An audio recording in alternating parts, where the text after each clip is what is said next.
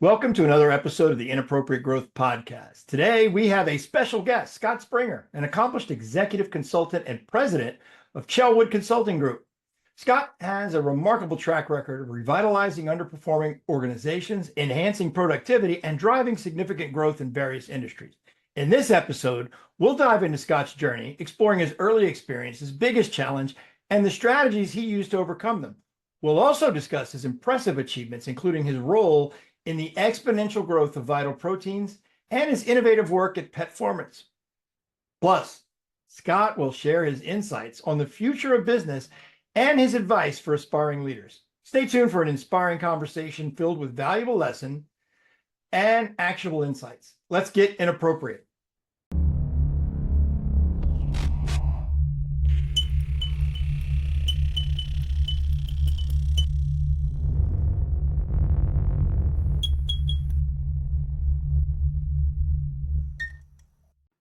Welcome to the Inappropriate Growth Podcast.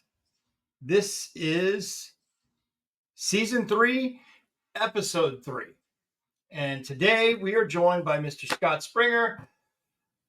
Scott, why don't you save me the trouble and tell me where you are and how you got there? So right now I'm in South Elgin, Illinois, running my consulting business, Chelwood Consulting Group.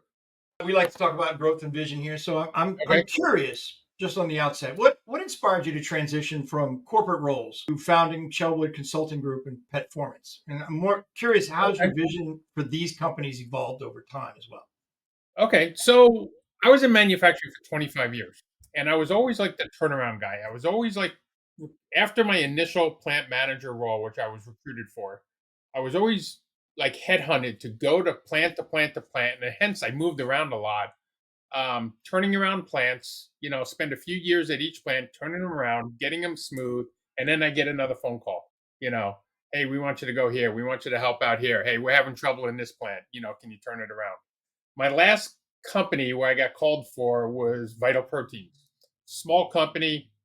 Didn't know if I want to go work for that small of a company at the time. And we doubled during the interview, I'm being told, yeah, we're going to double every year. And I didn't believe it. Right.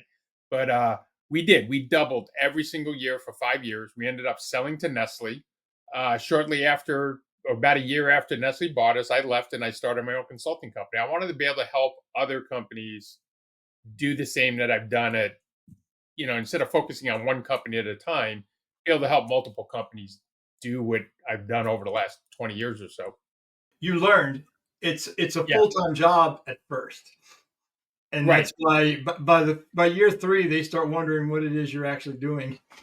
Yeah. Well, when you get things dialed in, when you fix all the processes and you get everybody trained up, now your managers are actually good managers, great managers, and your supervisors become the next managers and they're ready to go. It's like, yeah, it makes your life easier. You got more and more time. You can broaden your horizons. And then, and then I would get a phone call or get asked by the company to go move and turn this plan around, turn that plan around. Can you take over 2 plants? Can you take over 3 plants? And I always did that. And then I was like, you know what? Let me just go help multiple companies at once. It works better that. Can you think of a pivotal moment early in your career that significantly shaped your basic overall approach to leadership and business strategy? I learned a lot of my leadership early on, right? So I was like in Boy Scouts, I was an Eagle Scout, I went to the Naval Academy, I was in the Navy, and I learned a lot from like my chiefs. The chiefs are great in the Navy, teaching officers how to be, good leaders and stuff. And I've seen some bad leadership, some great leadership in the Navy. And I got out and I went to work for one company. I don't want to say the name, but it was not a great experience. And I couldn't, constantly being coached on how to do leadership, the way the company wanted it. And it was ineffective. It was a very bad culture in the plant. So then I got headhunted to be a plant manager. And I'm like, you know what? I'm going to go be a plant manager, but I'm going to do leadership the way I've been taught prior to being in industry. Navy leadership, Eagle Scout, Boy Scout leadership, treating people right, training your people to be your replacement, training people up, not pushing them down or holding them down, right? So I was going to apply as much as I could, and plus I learned a lot while doing it. Also, obviously you learn every single year. Still learning today, and it worked perfectly.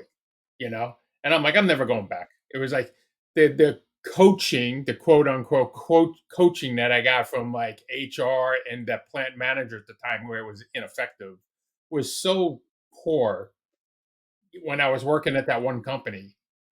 It's like I hated working there. And I left after a few years and, I went on to go be a plant manager at Bungie. And it was like, I never looked back. And every plant I went to, I kind of used that type of leadership, the leadership I was initially taught, not that follow on. And I come across companies where they kind of follow that process of like holding people down, not letting people like spread their wings, not letting people like grow or helping them grow. And that's not the way to do it. You know, you always want to train your replacement. You always want to bring people up. When you take the elevator up, send it back down for the next person, right? So I would say that was the one thing. And I worked for a great guy by the name of Steve Kuzer at my first plant manager job. And I bounced the ideas off of him, and he's like, "No, that's the way you're supposed to do it. That's the way most people do it." And so rolled it out, and it was like been effective ever since. I can share. I'm also an Eagle Scout. I haven't talked about Boy Scouts in a long time, and Amazing. yes, it's kind of like a little, you know, associate's degree in leadership. I agree with that. Yeah, I fall back yeah. on that. What have you found in your career? This is either working in plants, working as management, working as a consultant. What's been the most challenging obstacle you've ever faced? Last one's kind of the fun one to talk about. When I was at Vital Proteins, when I first started there, right? I said we were doubling every single year. And if you've ever been in a company, a manufacturing company that's making product that is doubling in volume every single year, it's an incredible growth pace. And it was every single year we doubled. What made it most challenging was that first year when I started. And like I said, it's like I didn't believe we were going to double, when I hired on. What made me excited about going there was I got to build and design the facility, which was going to take over a year. I did it in a year, actually. Designed and built the facility within a year. Had the lines up and running. But that first year, when I first started, we didn't have enough material. We didn't have contracts in place with our suppliers. I mean, everything was probably 2 years behind where it should have been at that point in the company. You know, so it was like 2017, right? The company was still operating as if it was early 2016, and we already doubled in 2016, 2017, or in the process of doubling in 2017. And it was like everything was behind. Everything was behind. Every procedure, the equipment was, we the line that I was installing over the next year should have been installed the previous year. We Well, were how did going you out. overcome that? I mean, that sounds like a lot. Well, for that year, we had to go out and find other people to make it with us. We were running all out, you know, 20 hours a day because you had 4 hours of cleaning every day, 6 days a week, gave them some days off. And we had 9 co-manufacturers making all the different products for us, whether it was blending, doing stick packs, doing the powder, and we had 9. I started in September. We were on 2 shifts. We went to 10-hour shifts in October. We went to 6 days in November. December, I brought on my first co-manufacturer. We're growing that fast. And we added a co-manufacturer like every month for 9 months. And some of these co-manufacturers were big companies because we were doing like huge volumes. And so we had our manufacturing and we were supplementing it with co-manufacturing because we didn't have our new production facility built and designed. We're still working off the old one. So if you can imagine, you're doubling in size, you're dealing with supply chain issues because you don't have the materials, designing and building a facility, getting all the equipment installed, um, dealing with the people issues, tripling your staff, as we're going to a new facility. We're doing all of our own fulfillment. And we go from like 100 orders a day to like 3,000 a day within like 2 years. It was unreal how much the pace that we were going at for that, especially that first year. you know, Once we got the new facility up and running where we can make all of our own stuff, then we started like, pulling back from all the co-manufacturers one at a time, until we had, none. We only had a couple that we added later for liquid stuff. but we were doing everything in house at that point. Once we got everything in house and our lines could handle the capacity, and we had all of our contracts in place for all of our cans and lids and our collagen peptides. Once we had all, because we had no contracts, we didn't even have, like when I took over supply chain, it's like we didn't even have POs out for next month. And I was like, I was panicking. I just remember not sleeping for 2 days because I got handed like a business doubling in size, and we didn't even have purchase orders in place, forget contracts in place. And it was a mad, crazy scramble. I remember working 21 straight 12-hour days at one point, you know, which was the final push to get everything up and running. And a year later, we're up and running, and it was like, oh, we made it over the hump. It was that first year was really, really rough.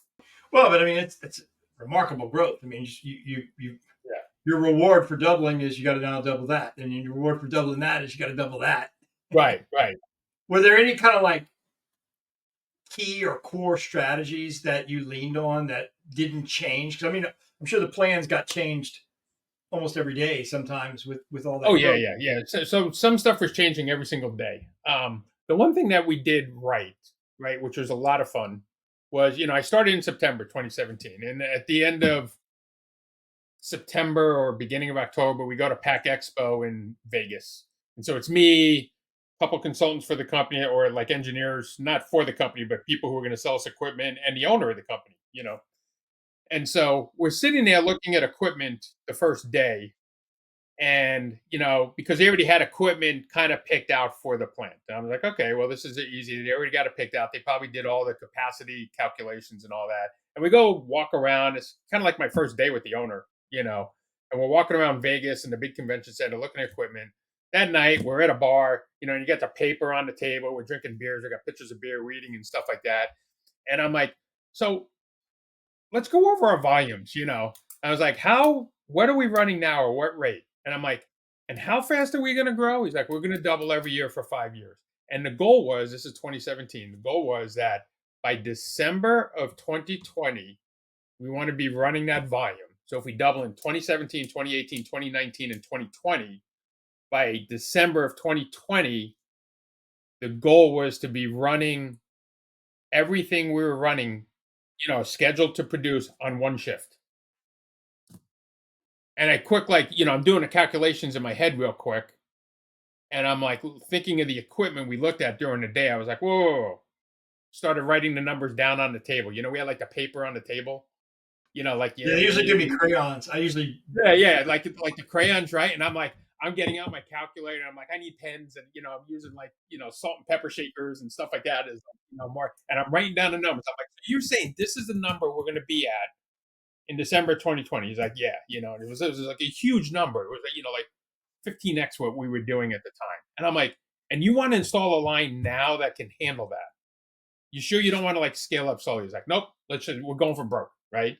Which was, I wouldn't advise that to anybody, but it worked this time, right? It worked perfectly. And so I'm like, all the equipment we looked at today is not going to cut it. He's like, what do you mean? I'm like, well, here's the rate of this equipment. I did the calculations. I said, we need to install 3 of those lines to do that. And we ended up having to get like a rotary high speed line in order to do it. And of course he's giving me the budget. I'm like, yeah, there's no way we can install it at that price. I'm like, it's going to be huge amount more, and it was like, like 7x what he was initially thinking, because the numbers were so large, right? Of what we had to produce and how much time we had to produce it. And I'm like, okay, are you thinking 8-hour day or 10-hour day? Can I base it on a 10-hour day, 5 days a week? Or do you want 6 days a week like we're doing now? He's like, no, no, no, just 5 days a week, one shift. I'm like, okay, here's the numbers. We crunch the numbers. I'm like, we need 100 can a minute line. One that can do 100 a minute. And eyes across the table get like this. I'm like, here's the calculations. Did I calculate something wrong? They're like, okay. I'm like, well, that's what we're looking at tomorrow. And like tomorrow is like fresh, clean sheet of paper, looking at completely different companies, different equipment, redesigned the whole line that night, that day and the next night, and obviously we ran around to different vendors. Now we're like scrambling because we didn't have equipment picked out. We're starting from scratch, and spent the next few months redesigning the whole line for that run rate. in addition to our already line, which was running at like, a much slower rate. But that was a huge challenge to overcome. How Yeah. do you stay ahead of industry trends and ensure the strategies remain innovative and effective in what I see as a rapidly changing market? The interesting thing, let me talk about some things that never change. People really don't change. People complain about the generation gap. People don't change. People are the same.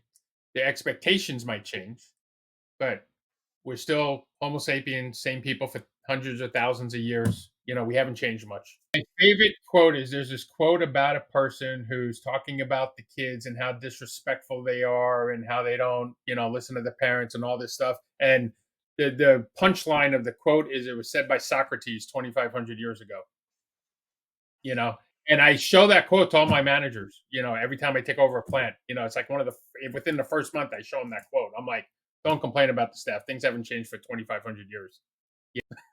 The only thing that changes is technology. So back to your original question is how do you stay with technology? The biggest thing is like I like to go to those trade shows because every once in a while I see some stuff and some ideas that come out. Most of the time I'm walking around and I still go to it every year, even if I'm not buying equipment, because I want to know what the latest and greatest equipment and trends are. Educational leadership. We got different generations, right? There's two generations in the workforce now after us. As an instructor, what key lessons do you hope to impart to your students, and how do you integrate your professional experiences into your teaching? Well, I'll work my way backwards. How I integrate is I actually bring like the real life scenarios. I just taught a lean manufacturing all day seminar on Thursday, like a few days, last week. And I'm always trying to bring out, and I got the actual pictures and, videos of like what I did over the years. I've kept them over the years, the different pictures and the different stories. And I always use the actual stories of actual events that happened at the plants that I worked at. And here's why you either want to do it a certain way or here's why you don't want to do it a certain way. Don't fall, learn from doing things right, learn from doing things wrong, you know. So that's how I always incorporate it. What things don't change, it's just the technology, right? And someday you're going to be complaining about the younger generation too, right? Embrace it now, and don't go the way of the dinosaur, right? I'm amazed when I come across people, let's say in their 20s and 30s, that are not good with computers or like iPhones or something. And then like the people who are like in their 50s or 60s or 70s who are you come across the ones who are not good with it, and it's like, okay, you need to go retire, go be a Walmart greeter or something. But then you got the ones who are like totally proficient. And they've learned it long after college. They just stayed on top of the technology. So you get these very senior people who just stayed on top of the technology and they're teaching the young ones the technology that they should have learned, like in school or should already know. Just stay on top of things, right? In technology and the sciences are advancing so fast that if you don't stay on top of it, you're going to be obsolete in 5 to 10 years. How do you balance your professional responsibilities with personal growth and development? Are there any specific practices or routines that help you maintain this balance? Well, the biggest thing is I like read a lot of like articles and magazines, and like I'm on LinkedIn and other platforms trying to look at, I consider that like personal development, business development. And then I try to take a course or two, like every year or two, or every few years, like I took online, during COVID, I took like negotiation mastery, to help with negotiations, And it was a great course. I liked it a lot. I knew a lot of it, but it was great to take it again. Constantly taking those types of classes, 1 day seminars, half day seminars.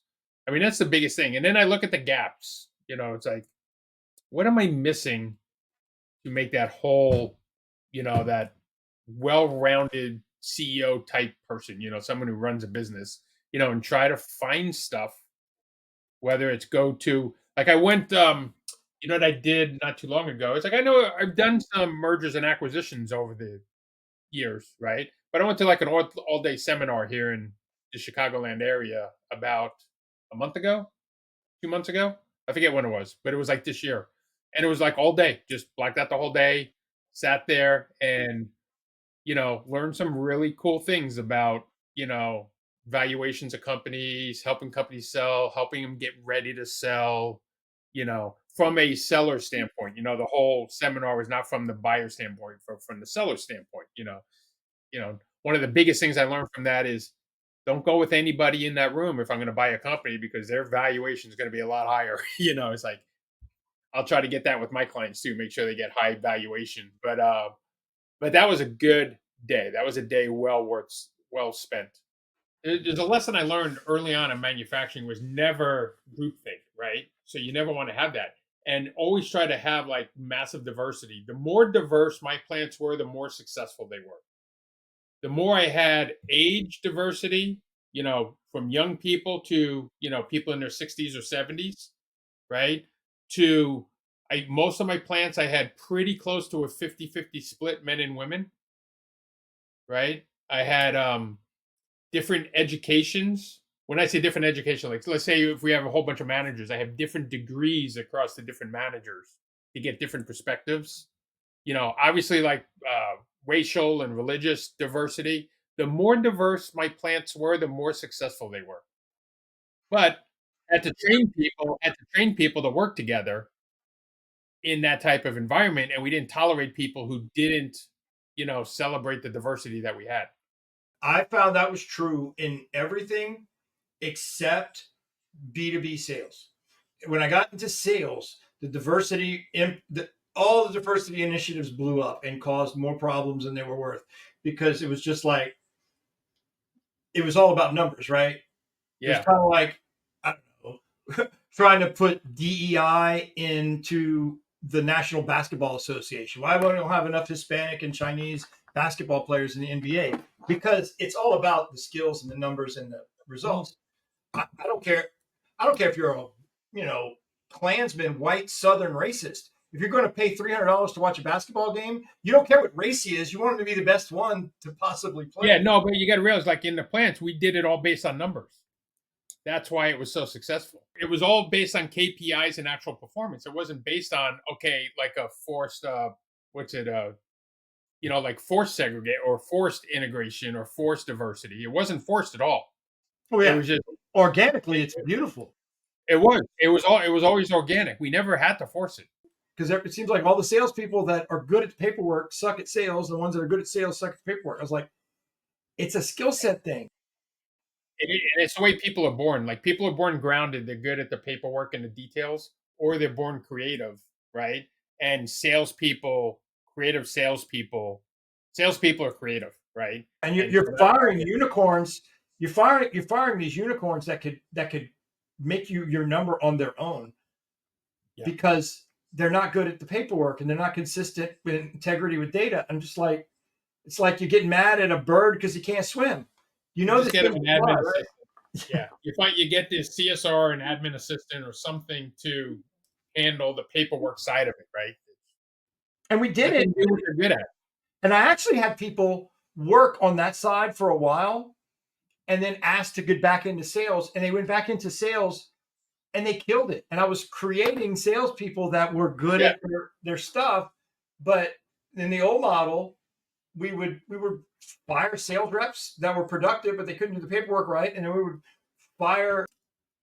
talked about personal growth, but what advice do you have for aspiring leaders? I mean, what advice would you give an aspiring leader or entrepreneur that they're looking to make a significant impact in their industry and they're coming to you? I would say one, make sure you know your passion, right? If you love doing what you're doing, keep doing it, right? The other thing I would say is, and I've been kind of blessed with this in a both in a good and a bad way, right? Was I got to see a lot of plants and a lot of different companies. Okay. And so what I've been able to do over the years was I've been able to cherry pick the best ideas from the different places I've been to. First time I was a plant manager, we used to do Kaizen events, which are these week-long events. And we would, at the company I was at, we would send people to other plants to help with their Kaizen events, to help supplement them and learn. And I used to tell my team, I said, you can go to this event for a week, but you got to come back with 2 ideas that they do better than us, right? And that we can implement here. And they would always do it. And we would always implement those 2 ideas every single time we sent someone to a Kaizen event. Like when you're in school, you're not allowed to cheat or copy off the person next to you. In business, you are, as long as it's not a patent. So what you do is you find whoever's doing it the best and just copy that. You don't have to be unique or different than everybody else. You just have to be better than everybody else, right? So you find out who's doing this process better, copy it, and then maybe improve it. Find out who's doing that process better, copy it, improve it a little bit. Find out whoever across different industry who is doing it the best, most effective, because there's hundreds of processes in every business. Whoever is doing it the best, most flawless, perfect process, whatever that process is, whether you're making something or processing an order or managing your sales and CSR reps, right? Whoever is doing it the best, do it the way they do it. You're allowed to. In school, you're not allowed to copy. In business, copy the heck out of everything, wherever you can.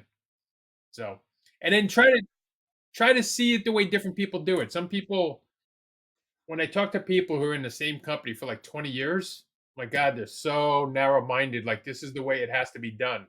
Like, no, it isn't. There's a dozen ways to do anything. 2 or 3 of them are really bad. 2 or 3 of them are best in class. The rest kind of fall in the middle, right? See all the different ways different companies do things. Find the best, Because we've always done it this way is no longer a justification. You got to do better than that. Yeah, what's it? I think it's the 7 most costly words in business. We've always done it that way before, right? Right. That we've always done it, something like that. It's like most costly words in business, right? I mean, innovation is great, but you can't. You'll starve waiting between good ideas like that. But there's don't copied. change for the sake of changing. Change to improve, right? Be constantly trying to improve. Let's say someone listening wants to get in touch with you and wants to work with you or just talk to you. What's the best way to do that? Well, I got a website, www.chelwoodgroup.com. That's CHEL woodgroup.com, or email me at scott@chelwoodgroup.com. I got other consultants that work with me. We specialize in all different areas. We can help small businesses scale and grow. Like I'm a business coach, so it's like, published author. I'm a business growth specialist from over the years, so I can definitely help you scale your business, whoever wants to scale their business, and yeah, so that's how you get a hold of me. All right.